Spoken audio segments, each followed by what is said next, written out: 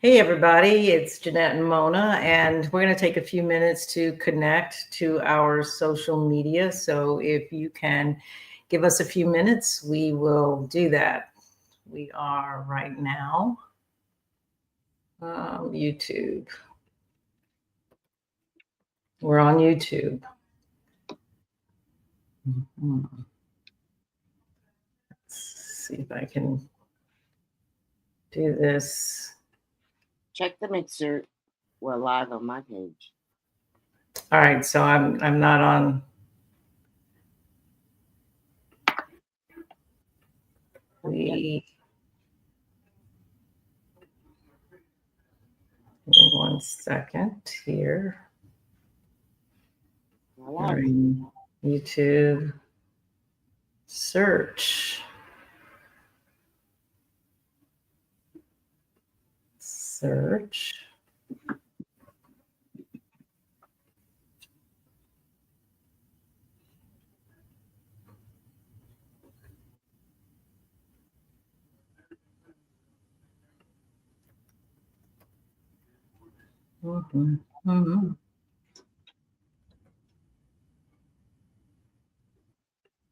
Okay, let's see if I go to live. We are Black Independence.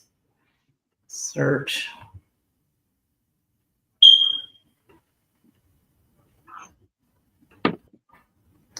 Now that is interesting.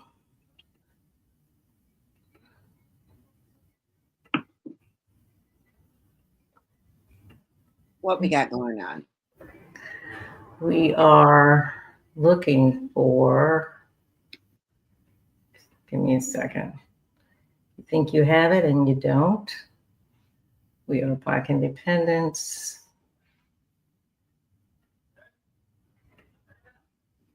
Here we are. Go to live. Here we are. Ooh, I could have gotten to that a little bit quicker. Share. Copy. We're getting there. So I'm sharing it on my page. Post.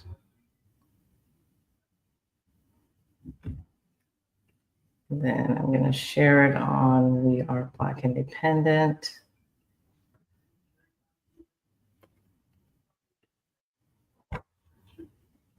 Tell me if you see it for your page. I did. Awesome.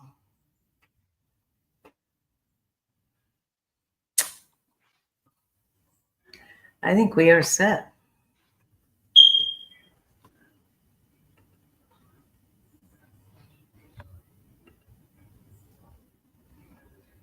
You set? Where is that? Okay. Black Independent, where we speak truth to power, unapologetically. For too long, the black vote has been treated like a given, but we're not property. We're not pawns. We are the descendants of those who built this nation. And now, we're demanding tangibles, not tokenism, because the era of blind loyalty is over. This is the Black Independent. Let's get to work. Let's get to work. So welcome back, family. Yes. Welcome back, family, to We Are the Black Independents. I'm Jeannette. And I'm Mona.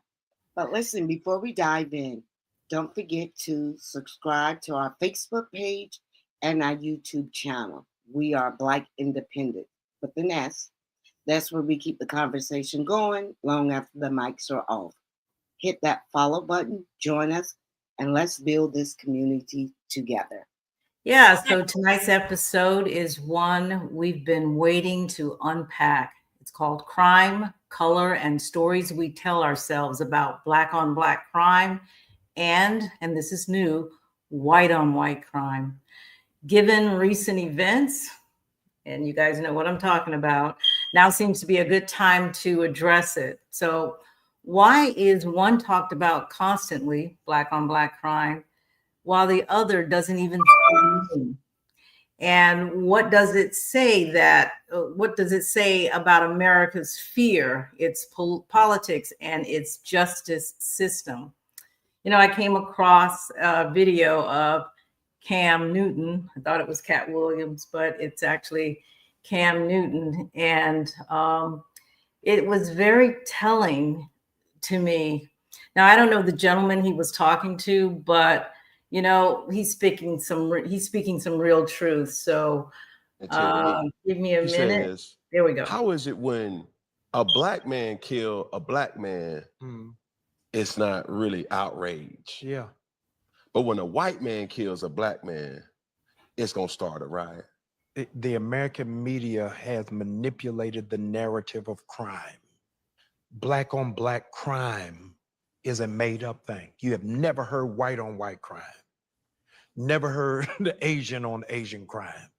They have tried to fraction and compartmentalize us to feel as if where the crime is where we are. Go ahead. The lead murderers in America are white men.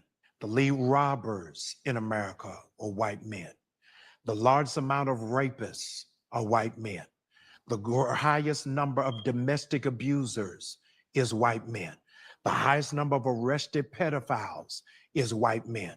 The greatest number of drug dealers arrested is white men. But if you ask the average American who are the proponents of crime, is a black face to it. They're now trying to create this narrative that the immigrants are bringing in the crime because they never want to own up to what it is that they have done.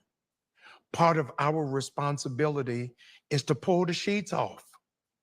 We had a shooting here in Georgia not long ago.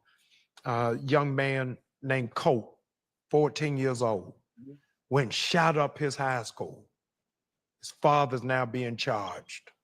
Can you imagine what conversation me and you would be having if Colt was black and Colt's black father gave him a gun?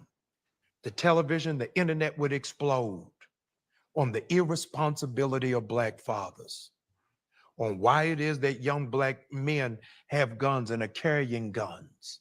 It has always shifted to make black men feel hyper-aggressive, hypersexual, and hyper-criminalized. It's part of a larger historic original sin of America that always criminalizes and points their fingers at black men when it's absolutely not true. The overwhelming majority, Cam, of black men who are under penal supervision are under penal supervision for nonviolent offenses. They're on ankle bracelets, home monitors, on parole, on probation, for possession, not for distribution. It may not sound like it's significant, but it's very meaningful. And so that's why it is that we've got to ask the hard and the difficult questions. Where is criminal justice in America? And is justice just us? Wow. Wow, I love that. And that's Jamal Bryant, Jeannette, Pastor Jamal Bryant. Oh, good. Good. Yeah, I said, let me make sure, but I recognize the voice. Good research, I tell you. Face He of spoke legitimacy. he spoke some real truths that I think we all need to pay attention to. And he does. And here's another question. I didn't see that video. I do watch. I've seen some of Ken Newton's podcasts, but not many. But I would appreciate certain things like that. Mm-hmm. But and it's going to be a two-part question. Okay. Let's start with the basic questions. Why do we only hear black on black crime? Mm. When we know in the community, and not only that we know, they know. They know. They know. And I'm gonna try to be. I'm gonna try to stay as relaxed as possible because I wanted to say that those MFs know. But those people love. Thank you for being relaxed tonight. I'm gonna try because I had a slight headache yesterday, and it was just lingering. And even when I woke up this morning, it was still lingering. And I've done a lot today, so I'm gonna try to keep my pressure down. But the fact of the matter is, they rather live a lie from the time they started existing. Right. Now they should be tired of it. Yeah. Because guess what? We're tired of it. Yeah. Yeah. We're tired of it. We know that most crimes across all races Yeah. happen inside of each community. That's right. Crimes are local. You're absolutely right. And it's people you're close to. But the fact of what I've been asking myself lately is we know if we're truthful and if they're truthful, why we have crime inside of the urban cities, Black community. It's poverty, lack of jobs, lack of hope, systematic racism. Right. But if they who have it all, white privilege, who have two parents, fathers in their home, then what's the problem on their end? Because they say the problem, particularly Charlie Kirk, I don't know if we're calling names today, but he kept saying that over and over when he go on campus. Why it was gang crimes because of lack of fathers. But then tell me, why do young white boys get guns and shoot up schools, churches, homes, kill their whole families? Yeah. Fathers killing the wife, the husband. Why is such vicious crime on their end? Yeah, so I think what we know is white people, they harm white people. And it's a matter of proximity. So if white people are living and working around white people, they're likely going to harm themselves. And same is true for Black people. Black people tend to harm Black people. And you could say the same of Asians, and you can say the same of Hispanics. So America has singled out, and you got to ask why. Why has America singled out Black on Black crime as a way to criminalize who? Black people. We're the only ones that are actually singled out. Yeah. Why is that? When we know that crime generally happens intra-community. So the white community, they're harming each other. The Black community, we're also harming each other. So it paints Black men as the face of crime. That's what it does. And I think that's what their intent was, to make everybody feel like, and then we as Black community, because we live in the Black community where the crime is, we kind of help that narrative, because we're existing in our own. We're not in their communities where crime is also happening. We're in our community. So when they play that up, we kind of fall into that narrative. So even though the numbers show whites are definitely arrested more often for many types of crimes, by virtue of the fact that there's more white people in America than there are Black people. So only recently you might see a Black criminal on TV shows, but largely the shows that I've been watching, come on, my mom's been watching stuff like Matlock, Murder, She Wrote, all of those shows, even Criminal Minds, which I think they have some new episodes now. Even they have, come on, tell me the criminals have always been white on those shows. Always been white. And then you have to think of, especially Criminal Minds. Yeah. My mother used to watch that. Always white. Who think of this stuff, this evil stuff? We're not that evil. We just don't think of stuff like that. The stuff that they do, the control that they want, even amongst their own people. Right. So with decades of watching crime shows on television where the cops, the detectives were white, the criminals were white. It was all about whiteness. But even in the Cowboys and Indians days, the bank robbers of Wells Fargo, they were white. So, but even with all of that, the face of crime has been put on Black people. Yes. Even when the audiences didn't really see that on the screen. Now everybody has accepted that as the norm. Yes. And look, I see Albert. He said, "He who controls the message controls the outcome," and Absolutely. that is so true, because even it struck me when you said about the Cowboys and Indians. Mm-hmm. Even during that time, we thought the Indians was the bad ones. Oh my They God. made us believe that the Indians was the enemies. So this has been the narrative It from the has been very the narrative beginning. from the beginning of They time. have structured society in such a way where the white hats, and I don't even want to say the white hats, because even the fact that the white hats are supposed to be good and the black hats are not, Mhm. it's a narrative that has been perpetuated throughout society.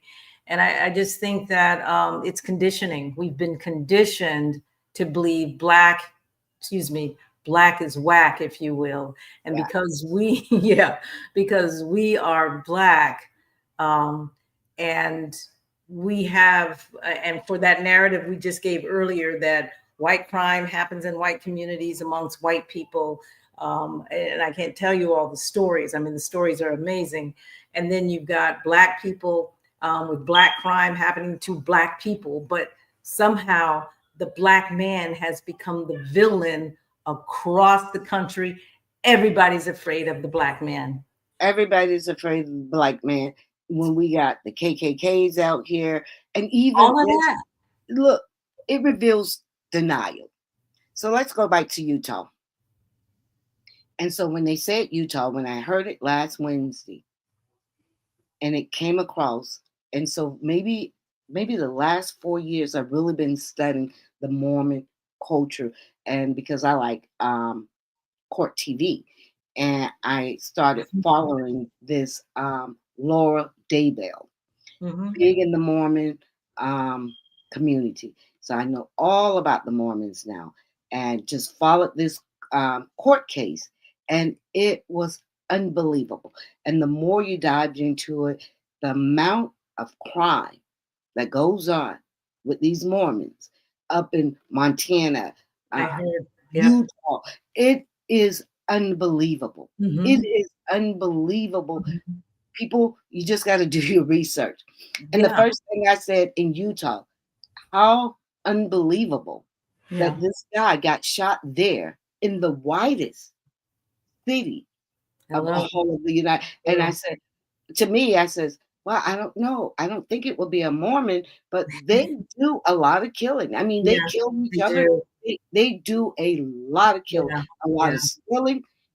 Everybody want to be rich, so it is a lot of corruption, white collar, and everything else. It's overwhelmingly It is a lot. overwhelming. So I think here's where we have to kind of pause and talk about the numbers, because people always ask, but who's really in prison? Because when we think about prison, we're thinking once again about black faces, black men in particular. On the women's side, same thing, but it's black people that we think are in prison. But in the raw numbers, there are more white people behind bars than black people. So I'm talking about the raw numbers, people understanding that there are more white people in this country than black people. We are 13% of the population. They are around 60 or 70%. And I know that number is declining, but they're somewhere around 60 or 70%. So keep that in mind.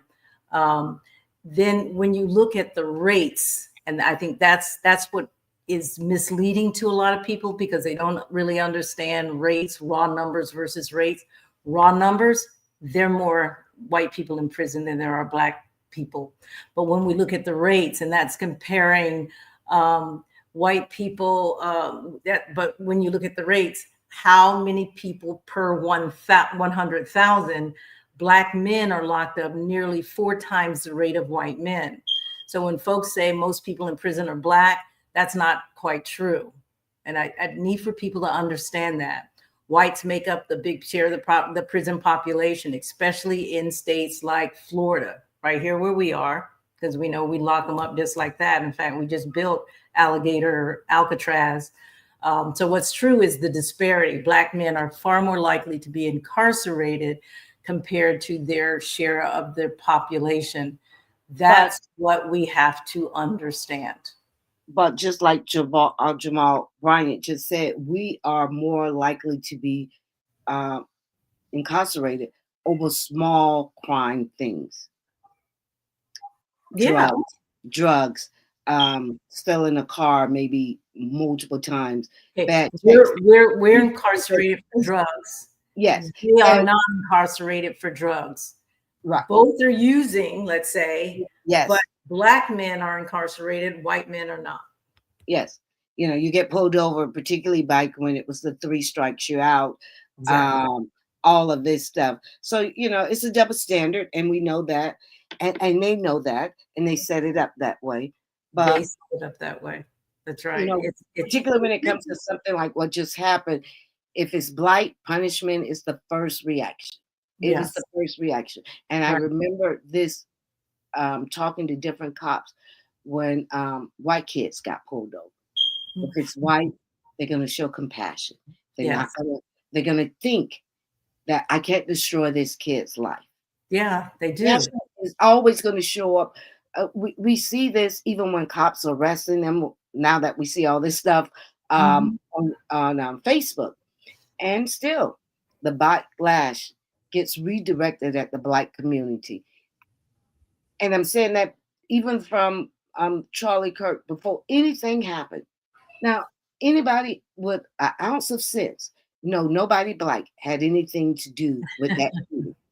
But yet, I wake up the next day and all of our HBCs are hit with bomb threats. Left-wing universities and institutions threaten, immigrants blamed. And I'm like, what the heck are going on? Because they know darn well before they knew anything, but I don't know how they understood that the man got shot from 200 feet away, that it probably wasn't somebody that looked like you and me. That's true. I have to laugh about that. I remember saying to my daughter, she was here, and I says, "Oh my God, I think that was a hit. That's a hit." Yeah. So let's delve into that. Let's talk about that, because I had to laugh when you said it, because as soon as he was shot, it was like, you know, usually when there's a shooting anywhere else in the country, practically, we're like, man, I hope that's not a Black man. This time, I didn't even think about it, because it was Utah, for crying out loud, on a likely largely white university. But speaking of Charlie Kirk, so I don't know if you heard the governor. He was on TV and he said, I remember looking at that saying, I know he's not saying that. He can't be saying that. But what he said is, I prayed it wasn't one of us. And you could feel what does that tell you? Well, you could feel the hurt in his, but he knew. God, he's the goddamn governor of Utah. And you're on the University of Utah. He knew, because a Black man, like you said, denial. A Black man would have stuck out like a sore thumb, you know. But listen, to be fair, when we hear certain things, and before we can almost tell now, when you hear something so bad, and we're the Black community is saying, Lord, please don't let it be somebody that look like us. We say the same thing.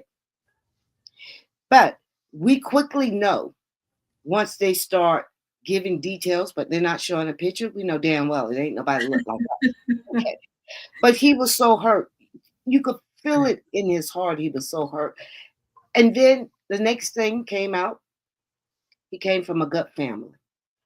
Right. Did you hear that? He came. They were praying for his family. They would have ate our Black family up and everybody that was associated with that family. Yeah, but that wasn't just it. One of the she's a House member. I won't call her name at this point, but she threatened the death penalty or some heinous or something. She threatened that they would be in prison forever or something. Yeah. Before she knew. Because they were talking immediately after. Once she found out it was a cisgender I'm saying cisgender, but I don't even know where that term We're comes not supposed to use that word no more. I was like, I don't even know where that term comes from. It's another one of their terms. Yes. But it was a white, male, Christian, all of those things. And then she came out and said that Charlie Kirk would have wanted us to pray for him. And that's what she decided was the solution. Crazy. I saw multiple interviews of Charlie Kirk now. And unlike most people, I have been following him for. I'm going to dash out for a minute, but keep talking. I have been following him for a while, and I kind of like stumbled upon Charlie Kirk when the Republican Party came to Tampa, and my daughter was going to school, and they shut the school down. I can't remember for how long. I don't know if it was for the whole time the convention was going on, because they say due to traffic. And that's when we started looking at him, and then Turning Point. School used to talk about it all the time. They would go to Washington and different things, it's a Catholic school. And then Candace Owens, and then, follow him. And, in the beginning, they were just very conservative, but they wasn't really right-wing nationalists in the beginning. But he himself said empathy was something we got, not we, but they, white America, because I believe he was always talking to his people, that it was something that they had to get away from, empathy and sympathy, and not feel guilty for what their ancestors have done. Right. It's a made-up word, he said. I remember that. I remember he said that it was a made-up word. But all of a sudden, now they can have empathy for him and sympathy, and they could pray, but they cannot expect us to extend him that grace that he would not extend to us. That's and the fight of all of the stuff that he have said about Martin Luther King, George Floyd, all of these people, Breonna, know, I mean, like, you people got to really think we're still in slavery. Yeah, it's crazy what they must think in terms of us just automatically being too afraid to acknowledge that this man has villainized Black people from the beginning of him entering on the scene. But we also saw, and this did not miss us, the HBCUs were hit with bomb threats immediately after it became about race all of a sudden. And they made it about no Black people in the area. Right. And it immediately became a race thing with the base. And now, and suddenly we had bomb threats at the HBCUs. Make that make sense. I can't make that make sense. I'm like, so you rather, because they rather live a lie. Yeah, they won't. We've seen it over and over again that you will kill somebody who you put somebody in jail, who isn't guilty, who killed or maybe raped your wife, but you rather put the Negro to make you feel good, and it was a white man. Right. But I think they're looking for a reason, and they've been looking for this reason ever since the election. They're looking for a reason to have a race war. And because we have not gone into the streets, we never went in dim streets, as we say. Yeah. They are looking for a reason to pull us out into the streets and have a race war. The demolition of the Black Lives Matter, street signs, all of those things. Nothing is pulling us out into the streets. And so, for whatever. And I don't think it is. I think as a collective, we understand the assignment. Yes. We're not going to do that. Yeah. We know that, look, I don't like to say, and I saw a lot of this on Facebook when people were saying whatever they want. They say, of course, I don't condemn. I'm not going to say that because Yeah, I never asked for nobody. I don't have a heart like that. I have never asked or wanted anyone killed. I don't hate anybody that much Right. that I want somebody killed. So Yeah. I'm not going to say that before I make a statement. But Right. I'm not going to have sympathy for him either. I'm indifferent. They're I having didn't go one way or the other. Yeah, they're having to do that for cover. But why isn't it just assumed? Well, right. You got That to. I live my life not advocating for violence. Right. So why do I need to say that Right. to you, except To that make you feel comfortable, to make you feel a little bit comfortable. That free speech is under attack, and everybody understands that, and that whatever it is that you say can be taken out of context, and all of a sudden you're without a job or whatever else. And that is true. That is happening. Well, So last comment on this, and we're going to move on. Free speech is only under attack if we use it, because he was able to say whatever he wanted, and we understood that. We didn't agree with it. We didn't get mad. We didn't ask to have his head slaughtered or a sniper shoot him in the neck. No, we can't say what we want. We can't. But you know what? Let's talk about the fact that Black people are assumed guilty right off the bat, but white people are assumed innocent. What do you think about that? So why are people so quick to villainize Black people while white people are assumed innocent? Because they have a narrative already set out for us. Everything Black is bad, evil, savage, stuff like that. Everything with them is white, pure, honest, good. You remember Muhammad Ali's Muhammad Ali had this whole little speech of why is it angel food cake? It's got to be white, and the black cake is devil's food cake. Yes.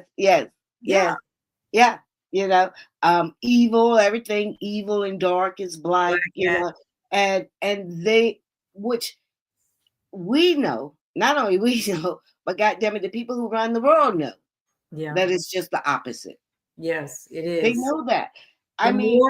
The more we are learning, the more we understand the level of corruption and just deviant behavior of white, especially whites who are elites, who think they can get away with anything. And by gosh, I think for 400 or so years, they have been getting away with just about everything. But if you look at it, so if we look at the exonerations of Black people, so Black people are exonerated more than any other race. I saw a statistic that said the race that has the most exonerations are Black people. And I'm like, why is that? Well, because they were convicted without enough evidence in the first place, right? Yes. And years later, as DNA became something, it's been proving their innocence, but their lives by then are pretty much broken. Yes. So, Sirius XM on Wednesday, Clay Kane show, the last hour, he talks to all exonerated. And it's so, sometimes I can't even listen to it. Yeah. It's every Wednesday. And I mean, it eats you up. People who have been in prison for 30 years. Right. And they want to just say, sorry, move on. It was a mistake. And they have the proof where the cops lied. They know where the judge did all of this evilness. And what I don't understand, and this they don't get punished for it. They don't. Nobody get punished. Nobody get punished. And these people whole life, not only them, oftentimes they have children. Their mothers have passed. Their family members have passed while they were in there, and they got children. Now they have some come out with grandchildren. But what I have an issue with, weak ass Black attorneys NAACP, the Black Caucus, Oh my God. and the Democratic Party as a whole, how we haven't changed this system when we had the opportunity to do it. And, you might have one or two people. It apparently costs a lot of money to fight these cases and all of this stuff. But if it was you, and a lot of parents just have to give up, and I know they have doubt in the back of their head when they son, because mostly it's men, tell them, I didn't do this. Now they Right. might have did something else, but they didn't do this. Right. And nobody, I don't know. I just say I don't think I could do it. I would rather just get the death penalty and be done. I don't want to live like that. Yeah. It's the system has ruined a lot of lives. Yes. But on the flip side of that, you have the white suspects, even the guilty ones. Yeah. And They get the benefit of the doubt. Even at the highest levels, like our current president, guilty in plain sight, but still shielded by the assumptions of innocence. And you can talk to a good 50% of the population, and they will say, yeah, well, he's innocent of all that. Even though 34 convictions, convicted on every count, they think there's something wrong with maybe the jury or something else, but they will not allow it to be pinned on him.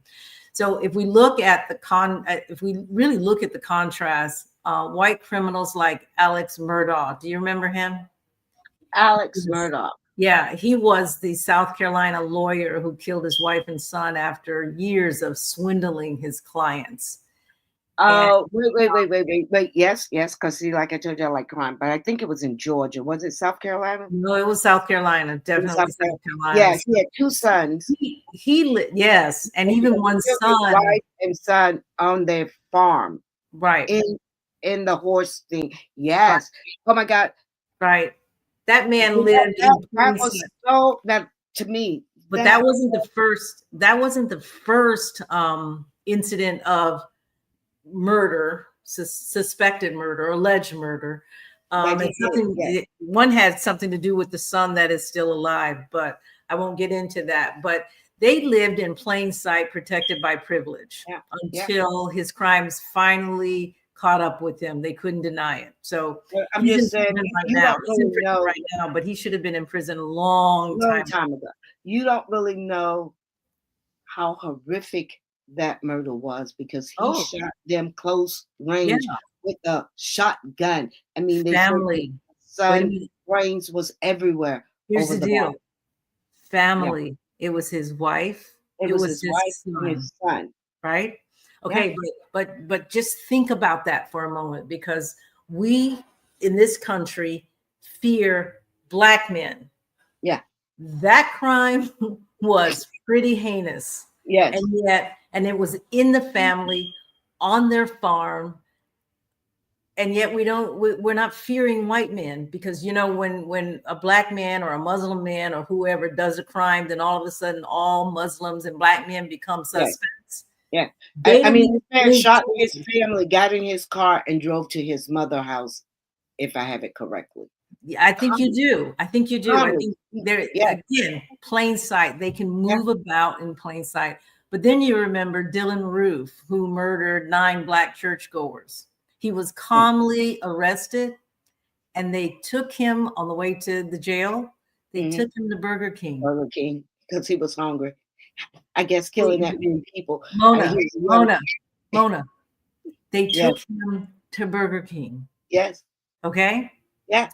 White on white crime is not seen the same as Black on Black crime. And that is something that everybody needs to understand the difference.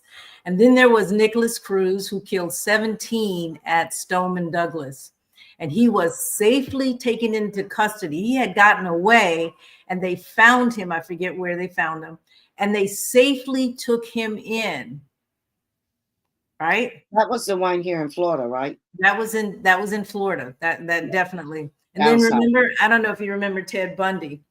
Oh yes. I don't remember, all kind of TV shows about it. Right. He goes and kills girls in a dorm at Florida State University, apartment complex, I can't remember which, but he actually represented himself in court, right? Mm-hmm. Tell me this isn't the craziest thing. Brock Turner, convicted of sexual assault, served just 3 months. Just 3 months. This is white on white crime we're talking about.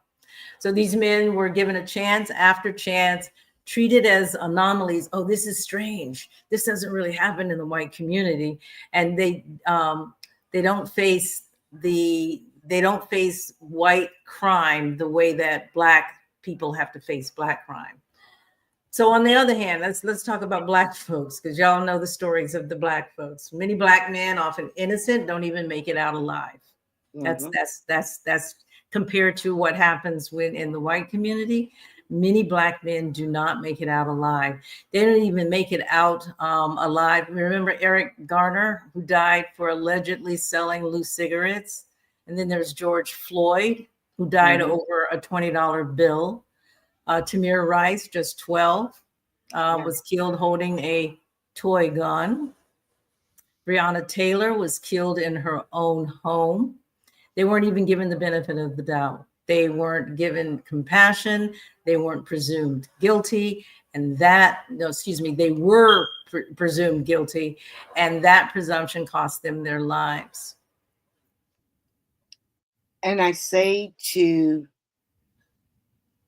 our Black leaders, our Black governors, well, we don't have any but one, but mayors, how? Judges, are we expected to continue to live like that? So what do you think that means? I think the system in America for Black Americans. Yeah, I think the system is so entrenched with racism. Yeah. So it means justice just isn't blind. You know, like the justice is blind. It's balanced. It balances. It's not. It's actually color coded. If you're Black, you get this treatment. If you're white, you get this treatment, and everybody in between gets some semblance of treatment. And it's one of the reasons why people come to this country, even the Black, Africans and people from the Caribbean, and they want to get as far away from Blackness as possible, because the treatment is that evident and obvious, I think, to everyone. So until we confront that, we'll keep criminalizing Blackness while excusing whiteness. And it's one of the reasons why, again, people move and gravitate toward whiteness. And even somebody as Black as me are going to try to figure out, Clarence Thomas, Tim Scott, Byron Donalds, how to look like I'm or sound like I'm white or act like I'm white so they will accept me, right? But do they ever really accept you? Oh, of course not. Of course not. And that was proven to them right after the presidential election.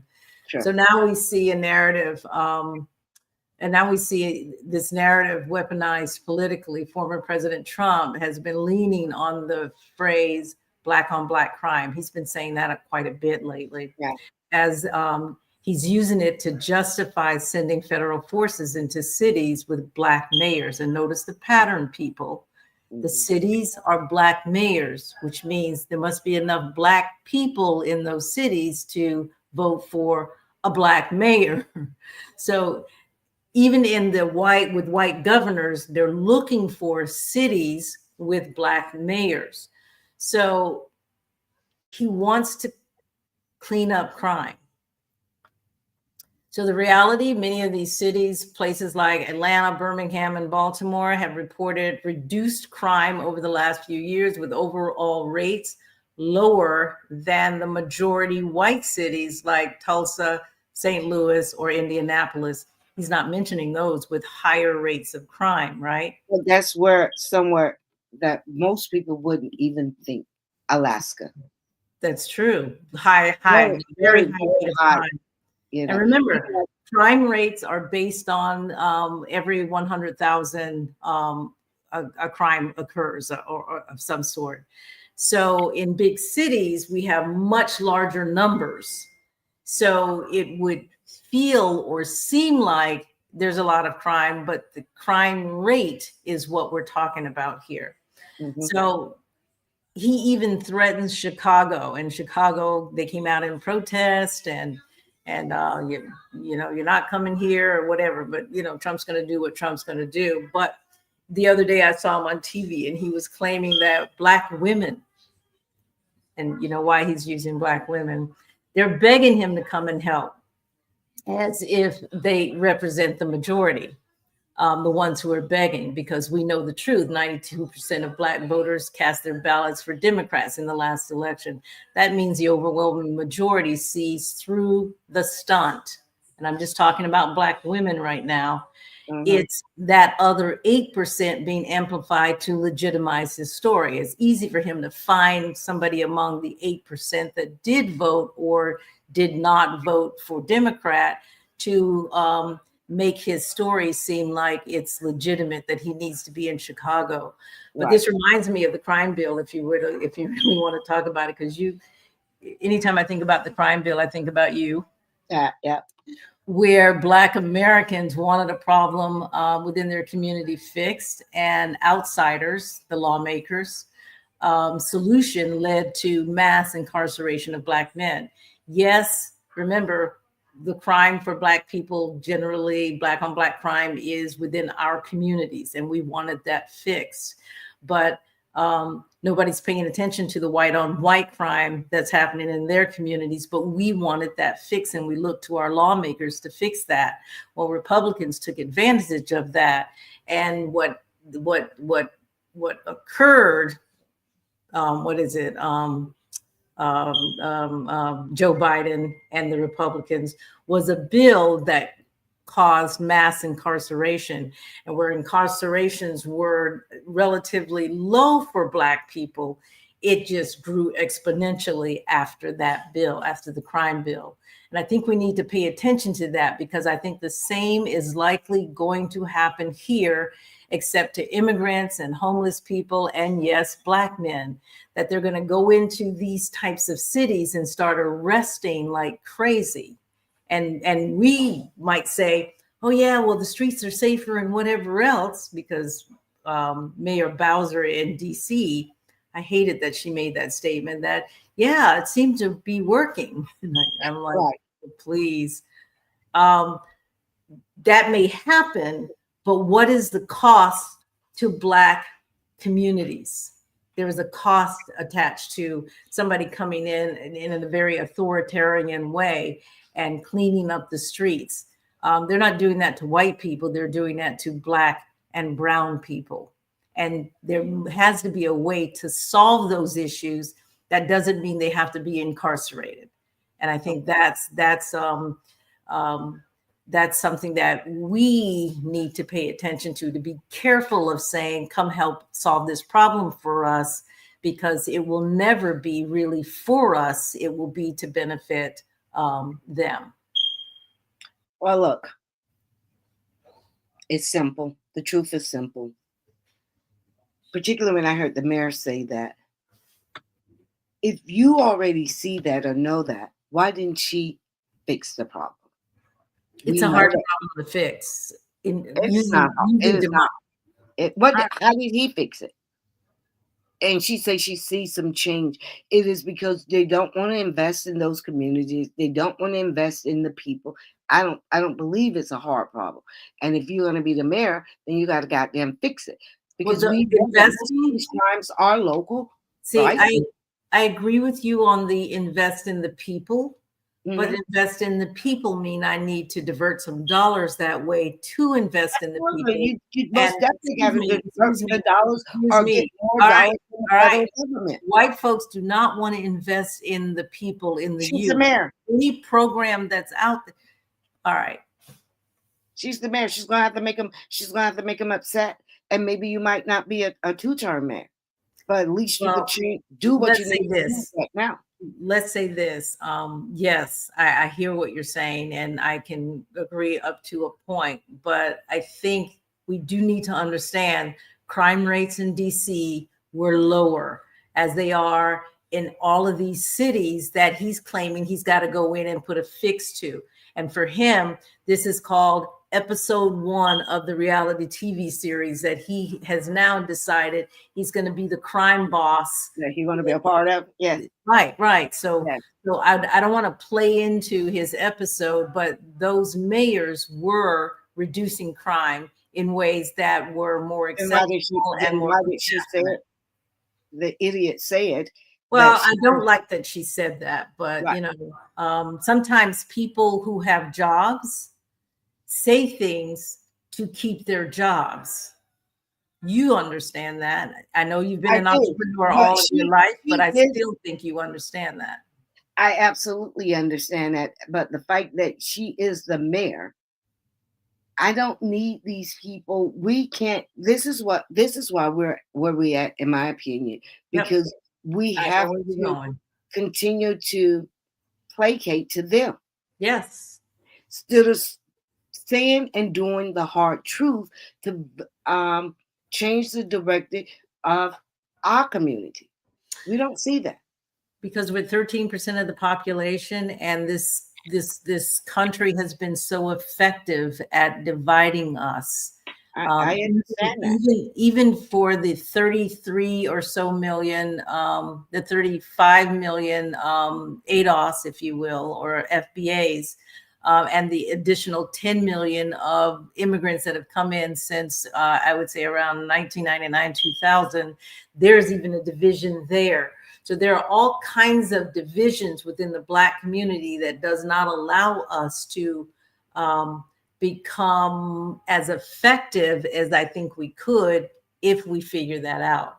So, and we got to figure it out, because if we're asking people to switch from the Democratic Party and become independent, we think we have the answer, and we keep saying that we can't solve this problem, what's the point? Yeah. We got to solve the problem. We cannot, just like they keep saying, they don't want to give a future of however they see it to their next generation. We can't continue to give this to our children and their children. Right. But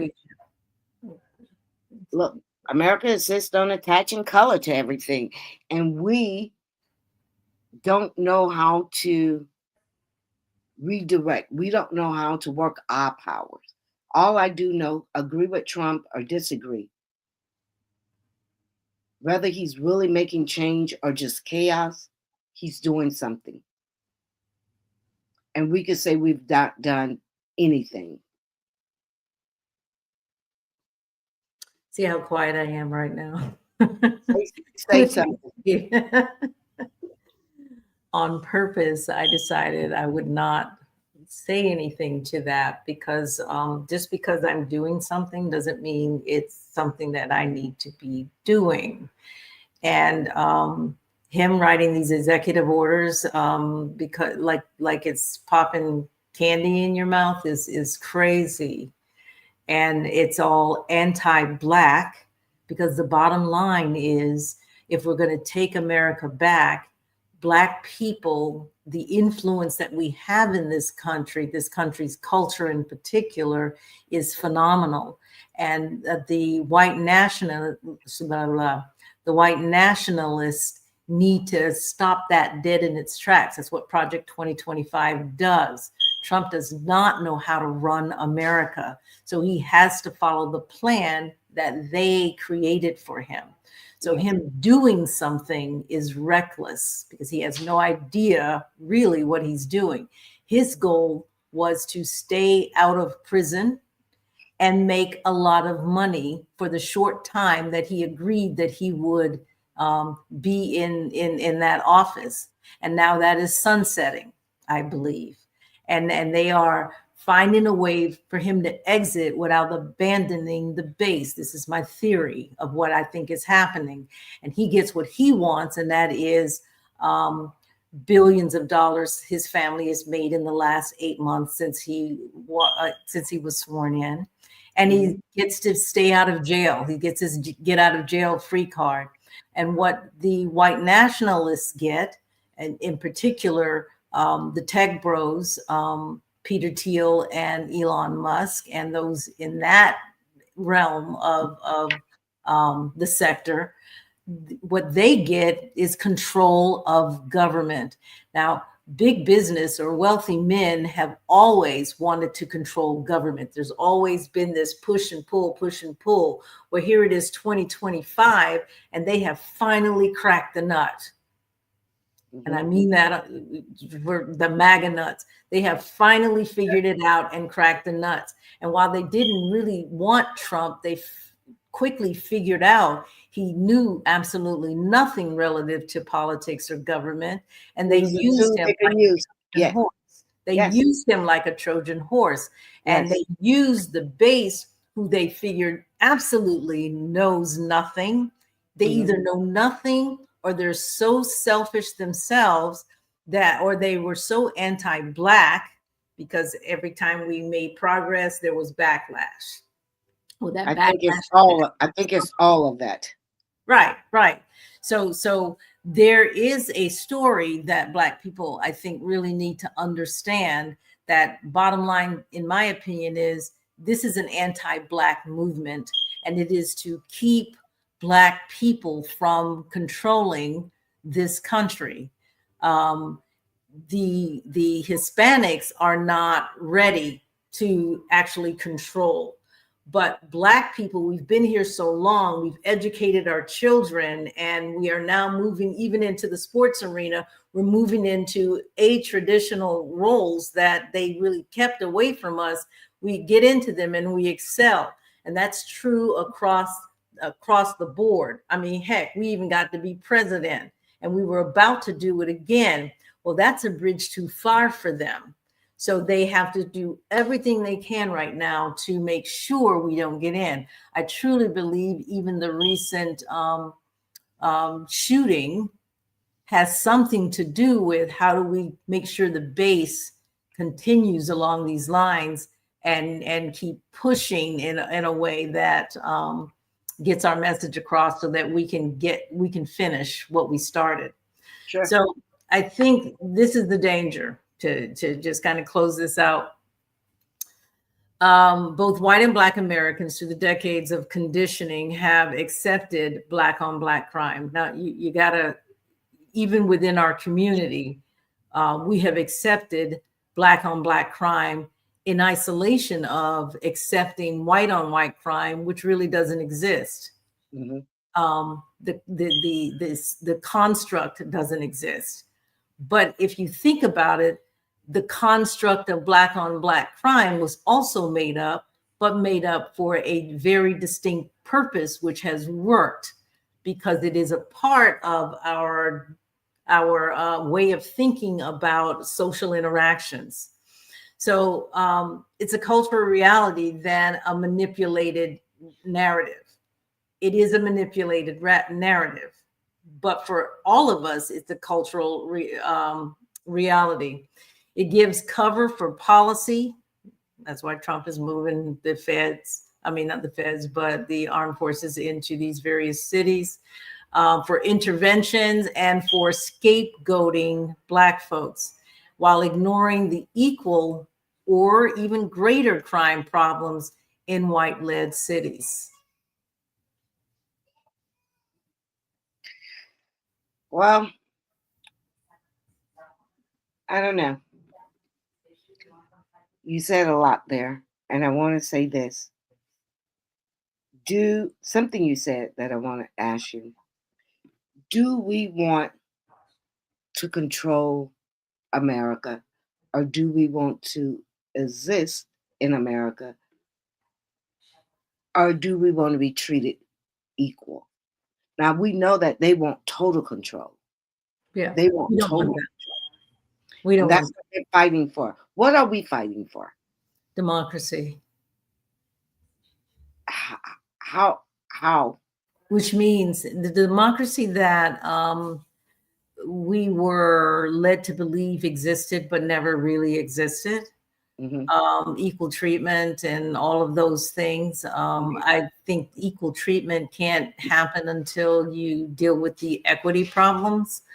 But I don't believe Black people want to control America. Black people want to control live our in life. America as like anybody else. And as we rise, we want an America that was promised, the America that was promised, where anyone can have access. And right now, they want access just in one group. But we're saying anyone could have access. Now, one of the things, and I'm going to say this, and this has nothing to do with the discussion tonight, but one of the issues that we have with the democracy as it is today is you've got the left and the right, and then you have the extreme left and the right. And I think that Joe Biden's mistake, I hate to say that, but mistake was, and this is true for Obama and Clinton probably as well, is listening too much to the far left and not solving the immigration problem when it was a problem. And when we had the House and the Senate and the whatever else, and I'm kind of sounding a little bit like you, like we should have did this, but they could have solved that immigration problem. Part of solving the immigration problem, meaning you had to turn away people that could come into the country. The bleeding left, in their bleeding hearts, really felt that you can't do that. These people need whatever. It's like you have to make a cutoff somewhere, and we never did. We allowed too many people under the asylum, and it broke the system. It just broke it. Yeah, I don't think they The Republicans wanted it broken, and they blamed us for it. And I believe us being the Democrats at the time, I'm no longer Democrat, I am an independent. But I think that's one of the reasons I went to independent, because I think the Democrats have some problems internal that they need to fix. And when we decide who the president is, we can't have the president not doing what needs to be done because of alienating, let's say the left. And the left has been very effective at not allowing us to solve problems that need to be solved because of the empathy. So wait, do you think they do that because they don't want to alienate, or do they want to have something, a carrot every 4 years to campaign on? Because the right is always talking about law and order, law and order. That is their thing, family values. But on the left, they're going to take away your voting rights. They're going to take away your personal rights. They're going to they're going to send the immigrants. They're going to close the border. It is always fear. Yeah, I don't know.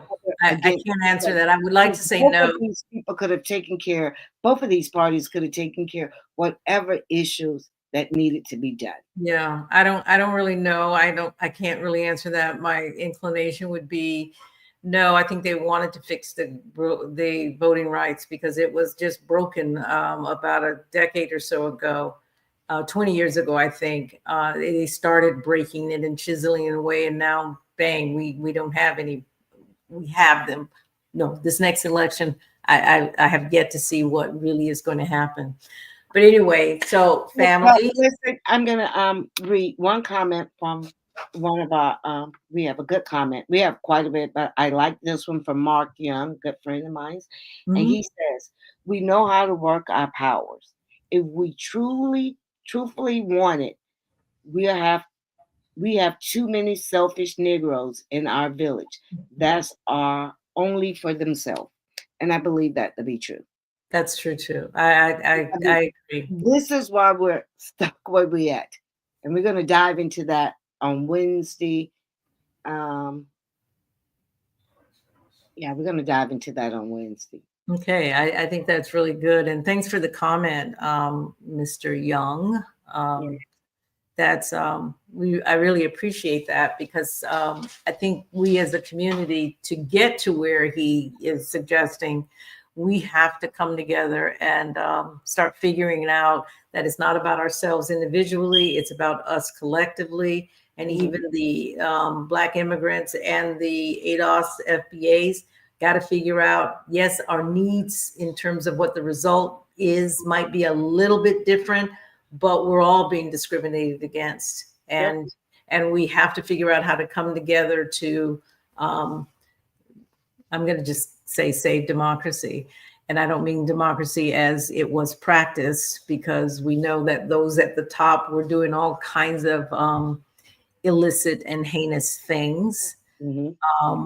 But democracy as we know how to do. As we know, we need to define. Maybe as we know how to do, as I say, we know how it should be done. And I think that's what they are afraid. They are afraid that we will actually achieve democracy if we are in power. I don't know. They were able to block Obama. And I don't know that Obama would have had that vision, because I'm sure he sees what was going on. But I believe that having a second Black person rise after Trump, who broke everything, the fixing would be too much for them, because we would actually fix what's wrong, especially that 92% of Black women. Come on, child. You know it. So family, the phrase Black on Black crime, it's not about facts. It's about fear. As Mona just mentioned, it's a narrative designed to control how people see Black folks like us and how we even see ourselves. And we need to understand that self-hate that we bring upon ourselves sometimes bring on policies that really in the long run don't work for us, like the crime bill. So the truth is simple. Most crime is local. It is. And, most crime is interracial, and most crime is not about color. But Americans insist on attacking color when it comes to us. But we know why we have so much crime in the inner city. Question is, why all the vicious crime in the white community? Yeah, so that's why we're here. That's why we're here twice a week. We want to pull the sheets off, to challenge the stories we've been told, and to speak the truth, not only to them, but to ourselves. So make sure you subscribe. Yeah, Facebook. Listen, before we sign off, we have our new mugs. You can purchase. How can they purchase these, Jeannette? Right now, until we get 500 subscribers on YouTube, we're not able to sell on YouTube yet, but you can go to our Facebook page. We are Black Independence, and that's We Are Black Independence with an S, one word.